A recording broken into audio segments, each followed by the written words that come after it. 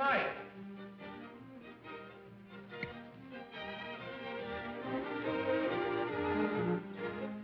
Thank you. How do you do, ladies and gentlemen? This is Orson Welles. I'm speaking for the Mercury Theater, and what follows is supposed to advertise our first motion picture.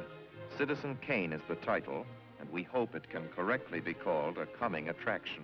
It's certainly coming to this theater, and I think our Mercury actors make it an attraction. I'd like you to meet them. Speaking of attractions, well, the chorus girls are certainly an attraction, but frankly, ladies and gentlemen, we're just showing you the chorus girls for purposes of ballyhoo. It's pretty nice ballyhoo. But here's some of our real Mercury people. This is the first time you've seen most of them on the screen. Hey, give Joe a little light.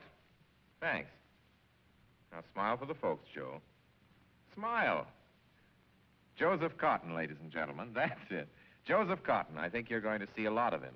Here's Ruth Warwick, whom I know you love. Ruth. Look at the camera, Ruth. We caught Ruth with her hair up. And here's somebody you've all heard on the radio, so I don't have to tell you he's wonderful. Ray Collins. Dorothy Commengore is a name I'm going to repeat. Dorothy Commengore. I won't have to repeat it much longer. You'll be repeating it. And here's George Coulouris, who's a grand actor. I'll say that name again. George Coulouris. Watch it. Here comes Everett Sloane. Look out, Everett. Oops. Everett Sloane, ladies and gentlemen. He isn't necessarily a comedian. And here's one of the best actors in the world, Agnes Moorehead. I've said a lot of nice things, but Erskine Sanford deserves some more. Erskine Sanford. So does Paul. Paul Stewart, everybody.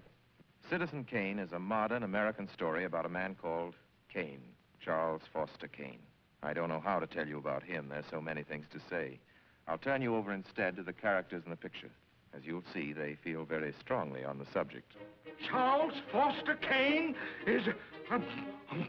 Sure, he started the war.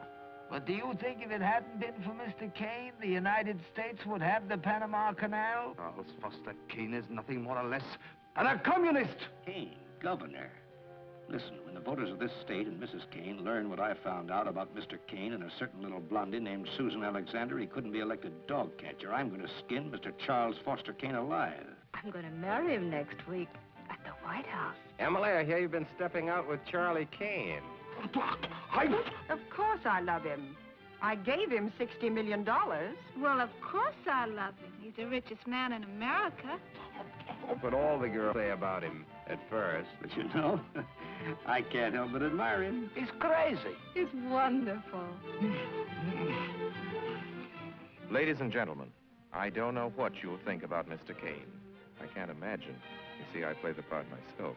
Well, Kane is a hero and a scoundrel, a no-account and a swell guy, a great lover, a great American citizen, and a dirty dog. It depends on who's talking about him. What's the real truth about Charles Foster Kane? I wish you'd come to this theater when Citizen Kane plays here and decide for yourself.